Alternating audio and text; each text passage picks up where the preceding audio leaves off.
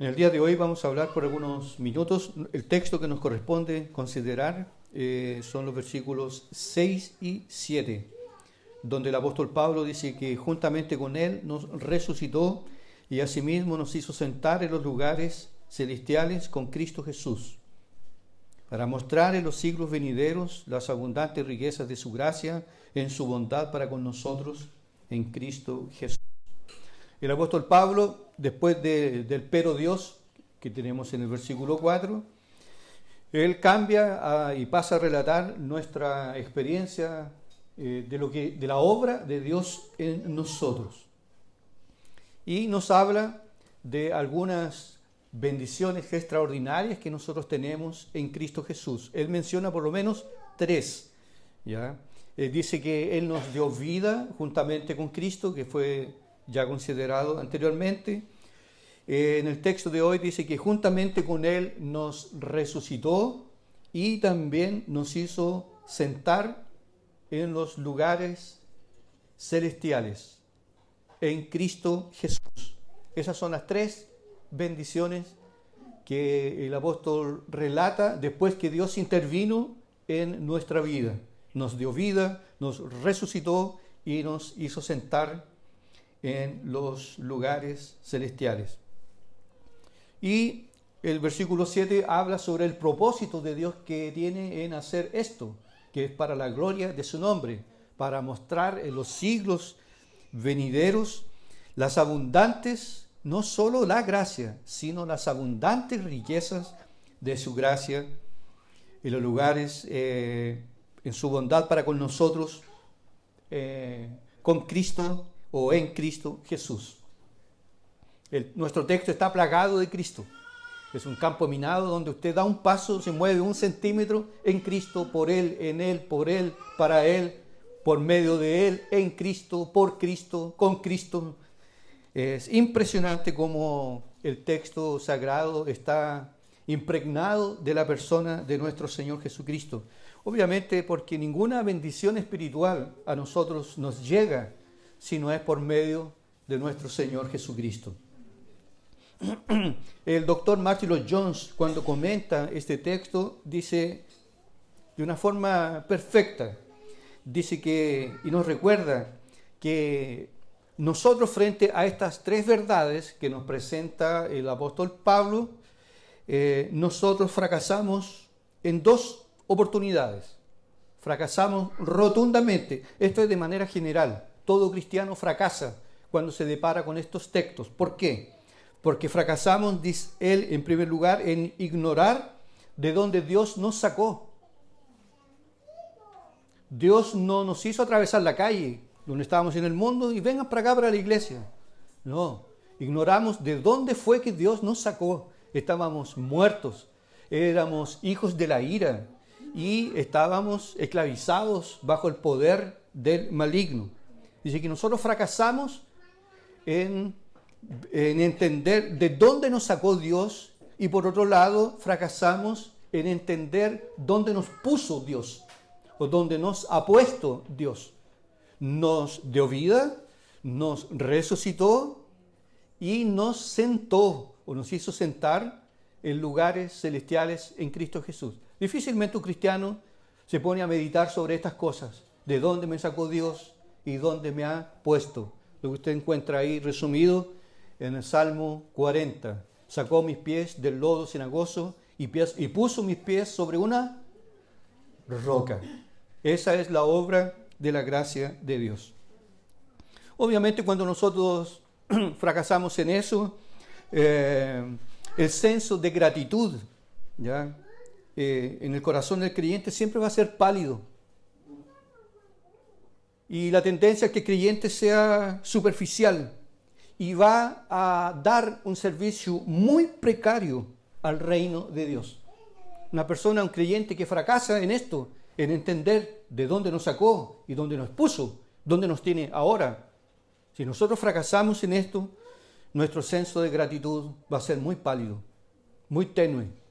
Y nuestro servicio a Cristo también, porque como que no tenemos gratitud por la obra realizada por el Señor hacia nosotros. Creo que el apóstol Pablo, por experiencia propia, sabe de dónde lo sacó Dios, a pesar de que él dijo que era irreprensible en cuanto a la ley.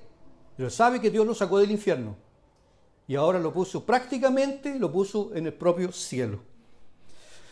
Cabe aquí resaltar, al observar los tiempos verbales que usa el apóstol Pablo en el griego, se utiliza bastante el tiempo aoristo, que es un tiempo verbal único en griego.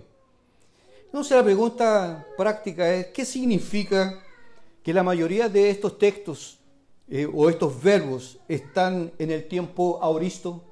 ¿Qué significa eso para nosotros? Porque debe tener relevancia, ¿no? Por ejemplo, el apóstol Pablo dice, que nuestra versión en español dice, nos dio vida. Ese es tiempo aoristo. Nos dio vida, nos resucitó y nos sentó en los lugares celestiales.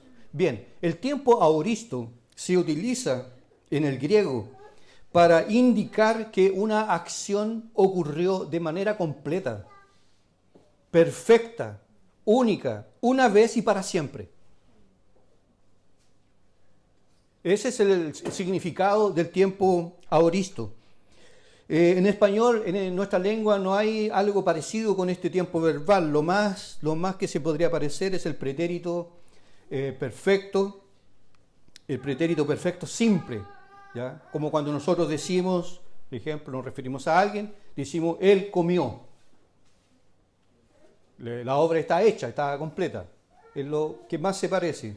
Pero en el griego, en el original, es que la obra se realizó de manera perfecta, una vez, para siempre, y no se vuelve a repetir. Por eso dice, nos dio vida, una vez y para siempre. Nos resucitó, una vez y para siempre.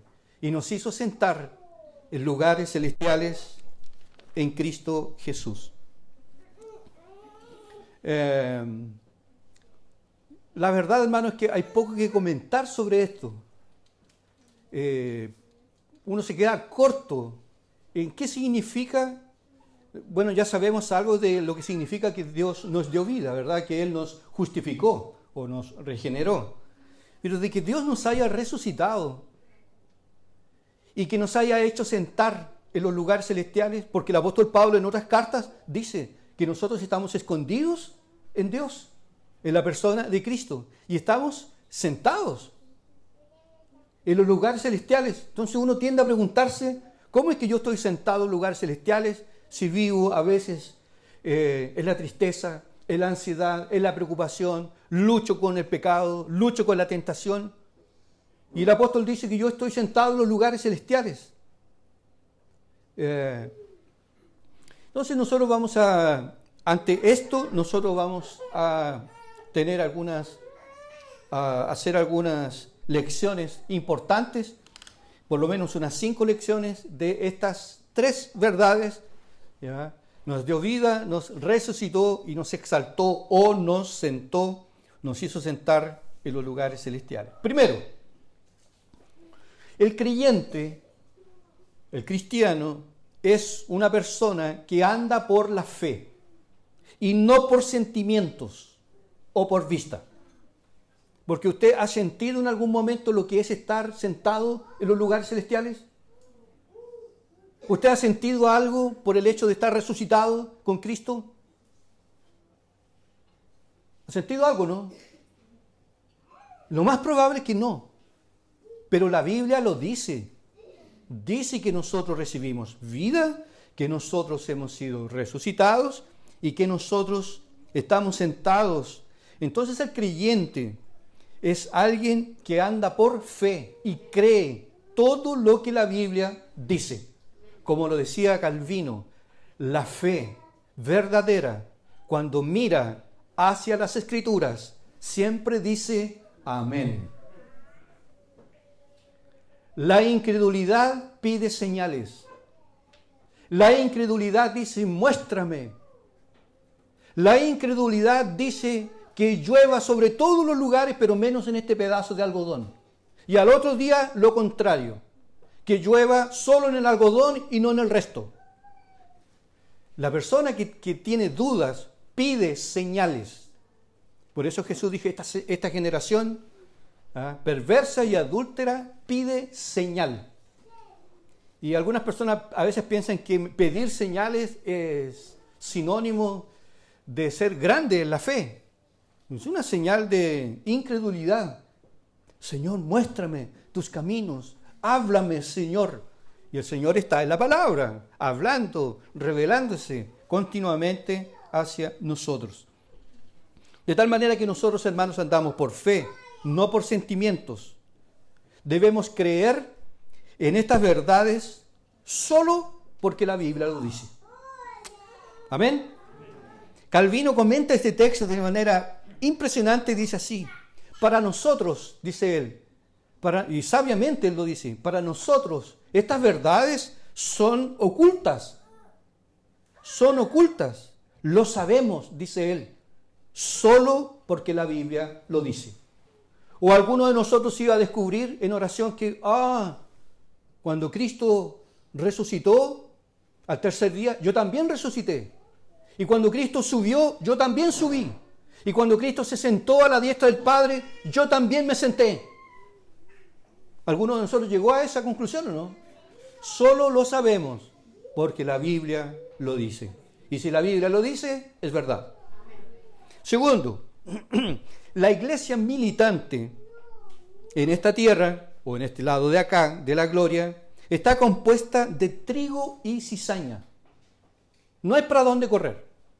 La iglesia militante, la iglesia visible, está compuesta de trigo y de cizaña. Pero en el cielo solo estarán aquellos que recibieron vida, fueron resucitados y estaban sentados en los lugares celestiales en Cristo Jesús.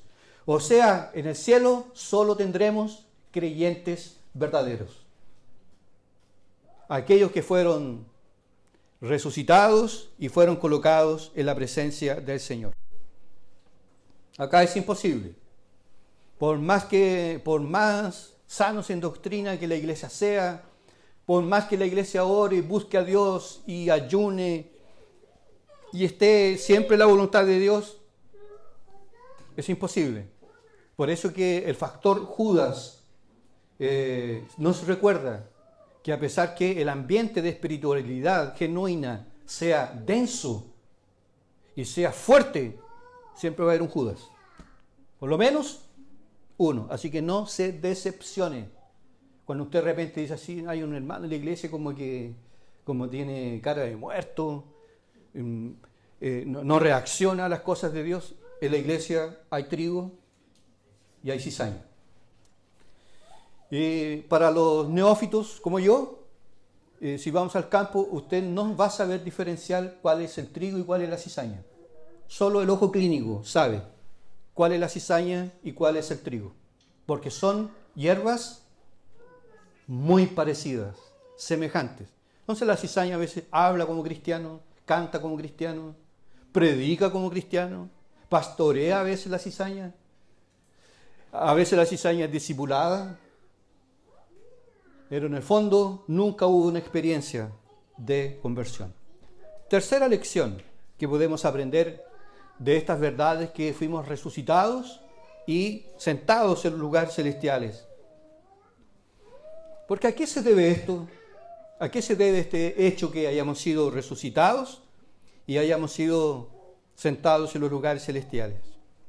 Esto se debe a nuestra unión con Cristo, porque el cristiano está unido a Cristo, lo que se conoce como la unión mística.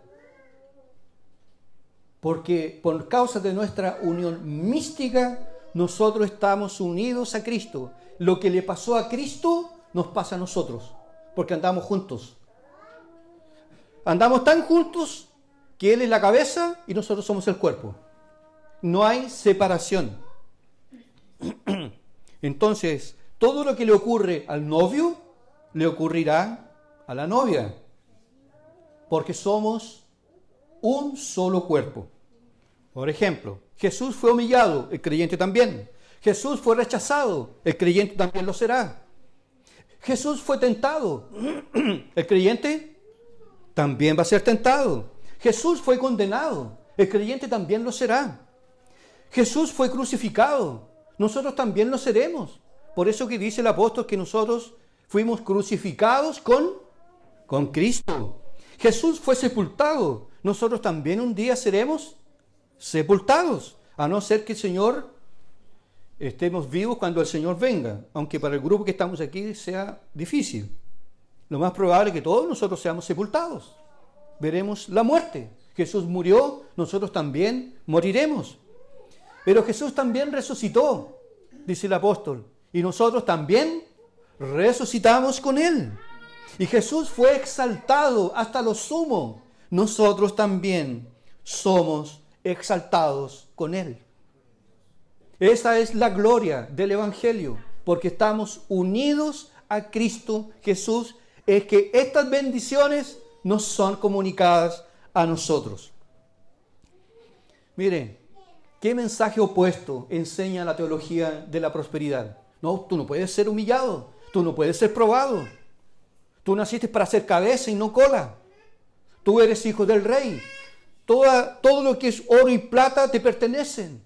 Y si tú eres pobre, si tú estás pasando por duras tribulaciones, momentos difíciles, tú no eres cristiano.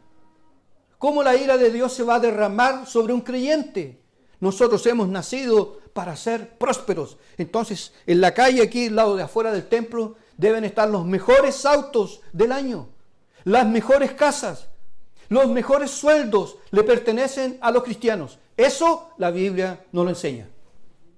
El propio Señor dijo, el Hijo del Hombre no tiene siquiera dónde reclinar su cabeza. Y damos gracias a Dios por la misericordia de Dios que nosotros tenemos participación con todo lo que Cristo pasó, pero en cantidad pequeña. ¿A usted lo han escupido? ¿A usted le han tirado la barba? ¿A usted lo han desnudado? ¿Su familia ha hablado mal de usted? Probablemente. Pero los sufrimientos de Cristo también se cumplen en el cristiano. Y esto es un consuelo para nosotros, hermanos, que alguno podría pensar, pero ¿por qué me pasan tantas cosas? Salgo de una y entro en otra, y después salgo en otra, y cada vez peor. ¿Qué pasa? Los creyentes estamos unidos a Cristo y pasaremos por las mismas experiencias que pasó nuestro Señor. Lo importante es que el Señor está con nosotros. Y como dijo Wesley, si el Señor está con nosotros, todo está bien. Amén. Cuarta lección. Para que el creyente, hermano, pueda soportar las duras batallas de esta vida, que no son pocas, ¿verdad? ¿O usted, la vida cristiana es fácil? Usted se despierta en la mañana con un río de gozo, de paz, unas ganas de volar, no sabe qué hacer de tanto gozo. ¿Eso le pasa todos los días? A veces despertamos y ayúdame, Señor, ten misericordia. No tengo ganas de nada.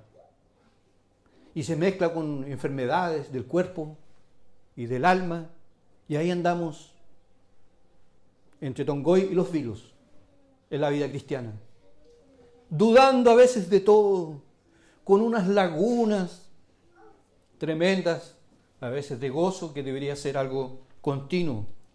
Pues bien, para que el creyente pueda soportar todas esas tribulaciones y pruebas que va a tener que enfrentar en la vida cristiana, que como dice el pastor Lucas, siempre lo dice, observe lo que pasa en la obra del Peregrino, de John Bunyan. Desde que él abandona la ciudad de destrucción y él llega hasta la ciudad celestial, es prueba tras prueba, tribulación tras tribulación. Pero él venció por la gracia de Dios. Entonces, para que el cristiano pueda soportar las duras batallas de esta vida, con los familiares, con las enfermedades, con la pobreza, con la soledad, un mal vecino, no puede haber nada más peor que tener un vecino flaite. Y en un 18 de septiembre sería un tormento. Bueno, nos tocó nomás, pues, ¿qué vamos a hacer? Para que podamos enfrentar todo eso, es necesario que el creyente tenga puesta su mirada en el futuro. Estoy aquí de paso. Estoy pasando por el invierno, pero llegará un día en que todo esto se terminará. Como decía Riley, un domingo más, una cena más, unos par de bautismos más y unos par de añitos más, y ya estaremos en la presencia del Señor para siempre, para nunca ser separados de Él y no tener incluso la posibilidad de pecar nuevamente. Entonces, para que el creyente se mantenga firme, debe mirar hacia el futuro, porque el futuro nuestro es glorioso. Y como dijo alguien en una determinada vez, siempre cuando usted ve las cosas grandes, las cosas pequeñas tienden a desaparecer. Por ejemplo, usted puede decir así: ay, mi vida ha sido tan triste, yo no tuve papá, no sé quién fue mi papá, yo pasé mucha hambre, yo pasé mucho frío, además tengo un sinnúmero de enfermedades en mi cuerpo, nadie me entiende. A veces mi propia familia se olvida de mi cumpleaños, de ciertas fechas. Pero esta persona de repente va a un hospital y se depara que aunque hay una persona que está con cáncer, que está sufriendo, que le quitaron la casa, que no tiene dónde vivir, no tiene que comer, que vive de favores. Y ahí la persona dice: mi sufrimiento parece no ser nada en comparación con el sufrimiento de esta persona. O la otra ilustración: una persona siempre se quejaba, una mujer siempre se quejaba que no tenía zapatos. No tengo zapatos, no tengo zapatos, no tengo zapatos. Un día fue a la calle y vio que una persona, otra mujer, no tenía pies. Y ahí se alegró. Ahí se le acabó la tontera. Por lo menos tengo pies. El creyente es alguien que tiene que mirar hacia el futuro, porque mirar hacia el futuro nos dará la fuerza y la firmeza para poder enfrentar el presente. Y siempre considerando, hermanos, que nuestro sufrimiento es poco. ¿Tiene marido, no? Tal vez no sea aquel bonitón, el guapo. Tal vez no sea rico, no tiene marido, tiene casa. Y algunos una linda casa, amigos, hijos, para endulzar la vida. Alimentos, tenemos salud. Estamos en las manos de Dios. Pero a veces miramos solo las cositas chiquititas y ahí nos ahogamos en un vaso de agua. Así que mire hacia el futuro, porque la propia palabra lo dice, porque Moisés rehusó ser llamado hijo de la hija de Faraón. Renunció a todo, prefirió y escogió ser maltratado con el pueblo de Dios que gozar de los deleites temporales del pecado, porque se sostuvo como viendo al invisible. Se sostuvo como viendo al invisible. Así que hay que poner la mirada allá. Y el apóstol lo dice claramente: pensad en esto, pensad en lo puro, en lo santo, en lo glorioso, en lo que vendrá. Imagínense cuando un día determinado, la tierra empieza a temblar fuera de lo común y las estrellas caigan de los cielos y los montes empiecen a derretir y la gente se empiece a desesperar, y en nosotros es la venida del Señor. Llegó el fin, se acabó la lucha, se acabó el pecado, se acabó la tentación. Ahora estaré con mi Padre Celestial por toda una eternidad. Esa es la gloria, es la propia gloria de un cristiano. La quinta verdad sobre estas gloriosas verdades es que estas verdades nos hablan de cómo es cierta, hermanos. Entre otras cosas, cuando el apóstol dice que nos dio vida, nos resucitó y nos hizo sentar en los lugares celestiales, estas verdades nos hablan que cómo es cierta y segura nuestra salvación en Cristo. No vamos a quedar botados por el camino. Hoy día fui tentado, hoy pequé, perdí la salvación. Perdí la salvación y justo en ese día me morí. O mi tío Le sirvió 40 años al Señor y el último día tuvo una pelea con la señora y ahí le dio un paro y murió en pecado y se fue al infierno. Nada nos podrá separar del amor de Dios en Cristo Jesús. Ya fuimos resucitados, ya estamos. Entonces cuando se pase lista y digan así, Miguel Enrique Ceballos Sepúlveda, y todos digan, ¿dónde está el pastor? ¿Qué le pasó al pastor? ¿No era creyente? No existe, eso es cero posibilidad con un creyente verdadero. Ninguno de los soldados de Cristo será abandonado en el campo de batalla.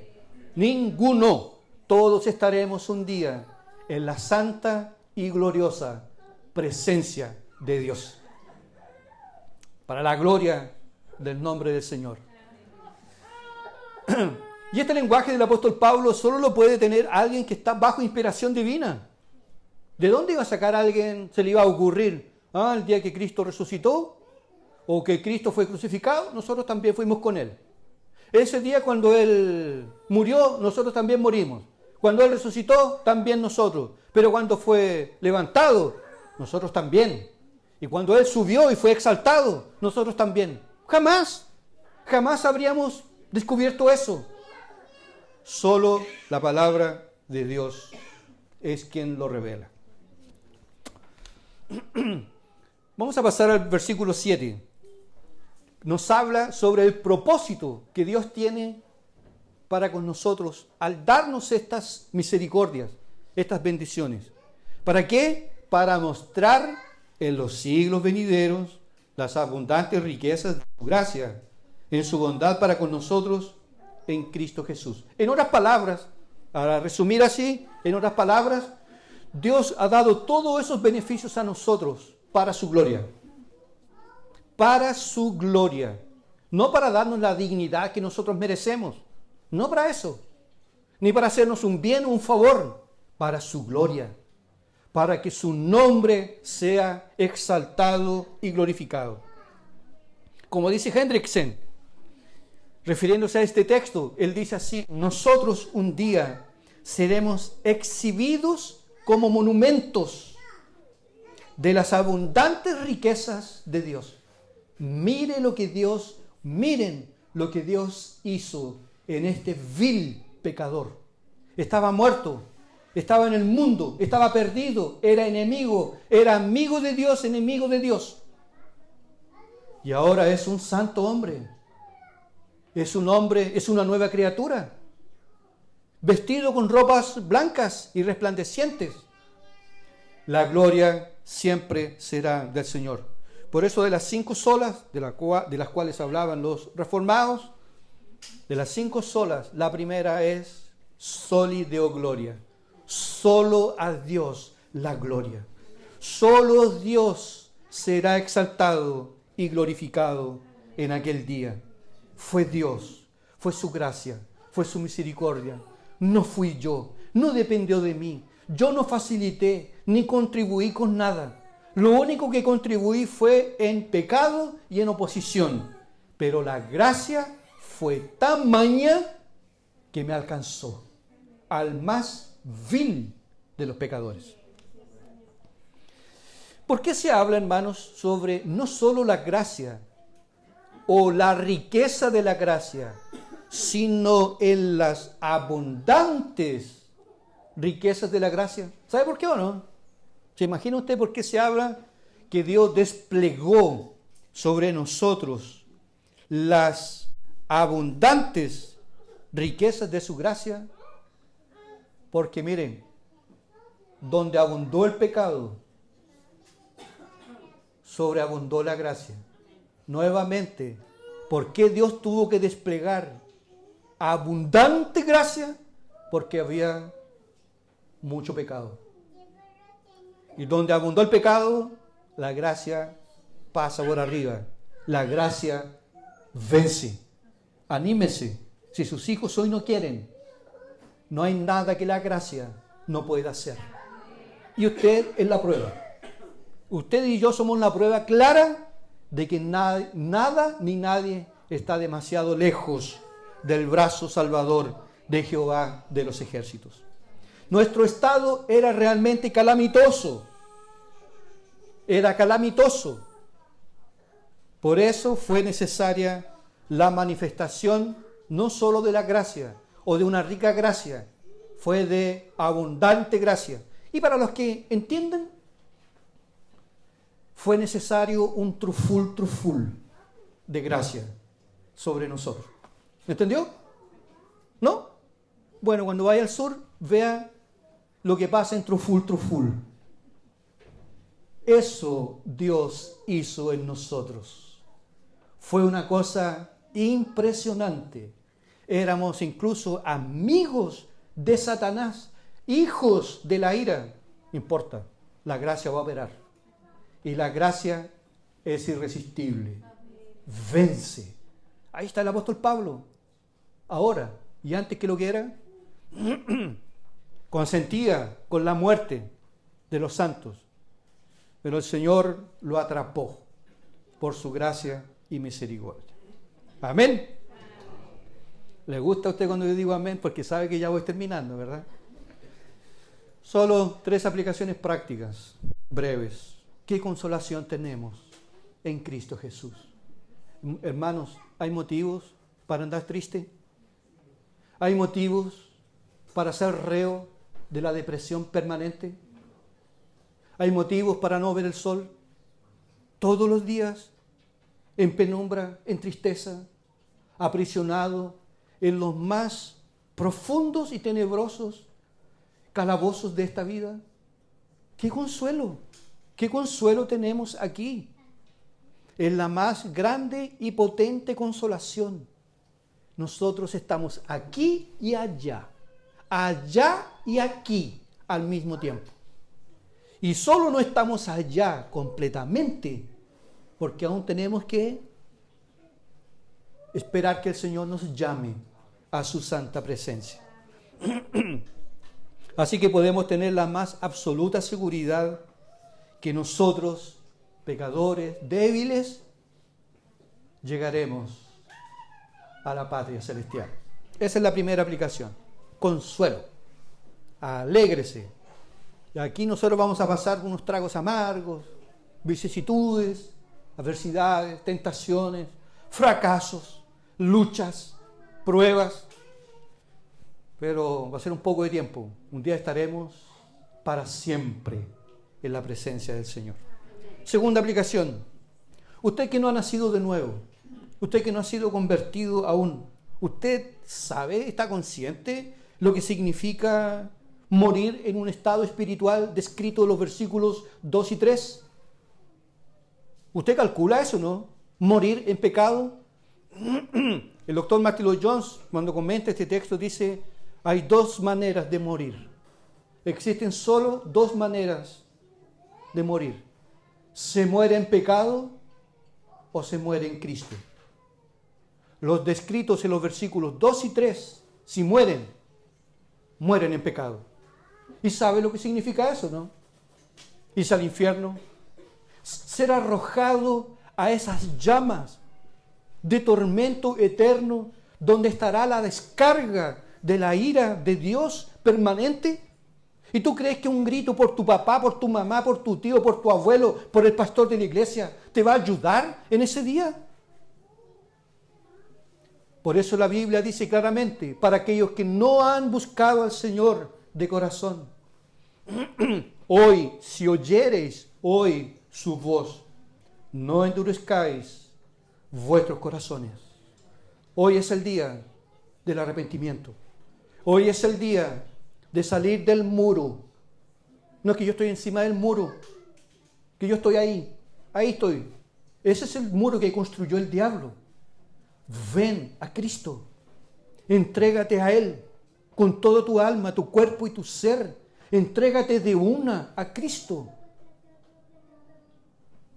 Entrega tu corazón a Él. Entrega las armas que tú tienes de la rebelión. Abandona todo pecado, toda maldad y corre hacia Cristo, porque los días son malos. Y en cualquier momento puede ser cosechada tu vida de esta tierra. Para terminar, la última aplicación. Lo más probable es que aquí la mayoría de nosotros seamos asalariados, tengamos un sueldo. ¿Usted sabe lo que es un anticipo? Me dieron un anticipo. ¿Sabe o no? ¿Sí? En el 15 me dieron un anticipo. El anticipo es un adelanto de un pedacito de lo que me van a pagar a fin de mes.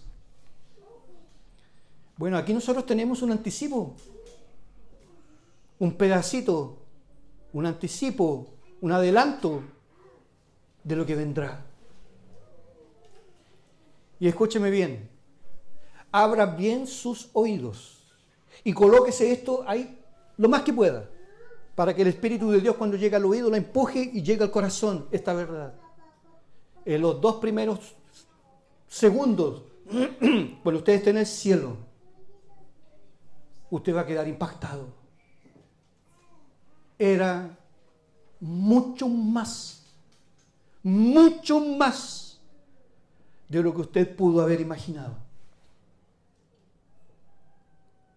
Porque la gloria de Dios es gloriosa. Y lo dijeron los judíos: estamos espantados. Estamos espantados. Y el monte rugía y las llamas ardían. Y los judíos dijeron: Moisés, habla tú con él para que nosotros no muramos. En Dios, dijo Job, hay una gloria terrible. Será glorioso encontrarnos con Él y con todos nuestros hermanos que ya están en su santa presencia. Pero esto no es solo allá, aquí también recibimos un anticipo. Un anticipo. También tenemos aquí gozo, paz, consolación, fuerza divina. Hay una mano que te ayuda a llevar tu pesada mochila. Y cada día que amanece renovada la misericordia del Señor. Un anticipo. Queremos, hay gente que no saca anticipo, ¿verdad? Hay algunos que no reciben anticipo. Pero para aquel que está necesitado, un anticipo es como un sueldo. Que todos los días, hermanos, tengamos este anticipo celestial en nuestra vida. Y seamos llenos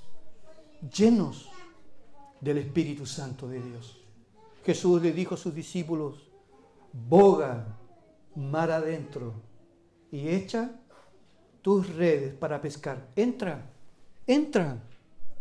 más en el Evangelio.